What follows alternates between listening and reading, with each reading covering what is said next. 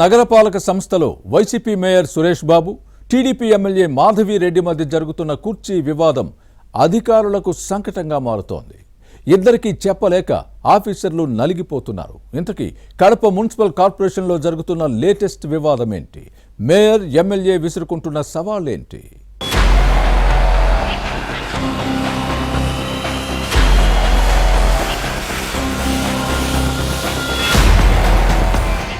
Kadapa mayor YCP నేత సురేష్ బాబు కూటమి ప్రభుత్వానికి కొరకరాని కొయ్యగా మారారు. స్థానిక టీడీపీ ఎమ్మెల్యే మాధవిరెడ్డి, మేయర్కు మధ్య జరుగుతున్న యుద్ధం రోజు రోజుకు ముదురుతోంది. ఇది అధికారులకు సమస్యగా మారుతోంది. ఎమ్మెల్యే, మేయర్ మధ్య వీరు నలిగిపోతున్నారు. కౌన్సిల్ భేటీకి అధికారులు గైర్హాజరవ్వడంతో మేయర్ షోకాజ్ నోటీసులు ఇవ్వడంపై పెద్ద రగడే జరుగుతోంది. టీడీపీ ఎమ్మెల్యే, వైసీపీ మేయర్ ఒత్తిడితో ఆఫీసర్ల పరిస్థితి అడకత్తెరలో పోకచెక్క చందంగా మారింది. మేయర్ కుటుంబం నిబంధనలకు విరుద్ధంగా కాంట్రాక్టులు నిర్వహించిన విషయం విచారణలో బయటపడటంతో అనర్హత వేటు పడింది. అయితే హైకోర్టుకు వెళ్లి దీనిపై స్టే తెచ్చుకుని పదవిలో కొనసాగుతున్న Suresh Babu TDP MLA మాధవిరెడ్డిని football ఆడినట్టు ఆడుకుంటున్నారు. తన పదవికి ఎసరు తెస్తావా, మేయరో ఎమ్మెల్యేనో తేల్చుకుందాం అంటూ తొడకొట్టి సవాల్ చేసి మరీ మాధవిరెడ్డికి నిద్ర లేకుండా చేస్తున్నారు.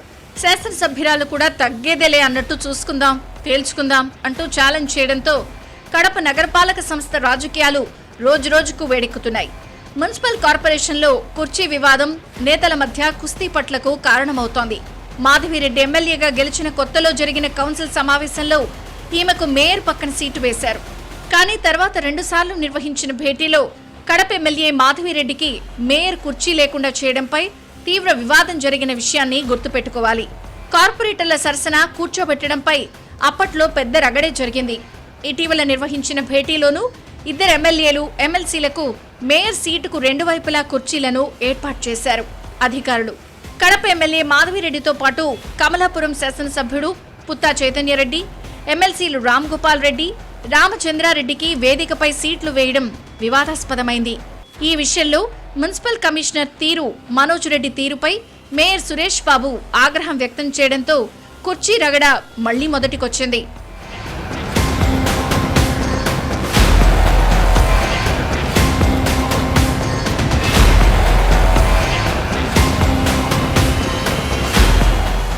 తనకు తెలియకుండా కౌన్సిల్ సమావేశంలో మేయర్ సీటు పక్కన ఎమ్మెల్యేలు, ఎమ్మెల్సీలకు కుర్చీలు వేయడాన్ని సురేష్ బాబు తప్పుబట్టారు. ఇది నగర ప్రథమ పౌరుడి హోదాకు భంగమన్న వాదాన్ని వినిపించడంతో అధికారులు అవాక్కయ్యారు. ప్రజాప్రతినిధులను గౌరవించాల్సిన బాధ్యత అధికారులపై ఉందని చెప్పినా మేయర్ వినిపించుకోకుండా చిందులు వేయడంపై పెద్ద రగడే జరిగింది. ఎమ్మెల్యేలు, టీడీపీ కార్పొరేటర్లు ఎవరి సీట్లలో వారు కూర్చున్నా మేయర్ మాత్రం వైసీపీ కార్పొరేటర్లతో కాన్ఫరెన్స్ హాల్లో సమావేశం నిర్వహించడం విమర్శలకు తావిచ్చింది. అధికారులు, టీడీపీ ఎమ్మెల్యేలు, ఎమ్మెల్సీలు కౌన్సిల్ హాల్లో ఉంటే మేయర్, వైసీపీ కార్పొరేటర్లు కాన్ఫరెన్స్ హాల్లో ఎజెండాపై చర్చించడం వివాదాస్పదమైంది. కోరం ఉండడంతో సమావేశం నిర్వహించి తీర్మానాలు చేయడంతో మిగిలిన వారు అవాక్కయ్యారు. చూసారా తన తడాఖా అంటూ మేయర్ కాలర్ ఎగరేయడంతో టీడీపీ కార్పొరేటర్లకు కాలింది.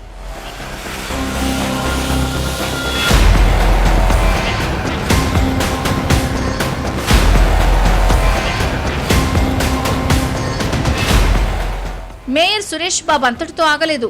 కార్పొరేషన్ ప్రాంగణంలో సమావేశం జరిపిన అధికారులు రాకపోవడాన్ని తప్పుబట్టారు.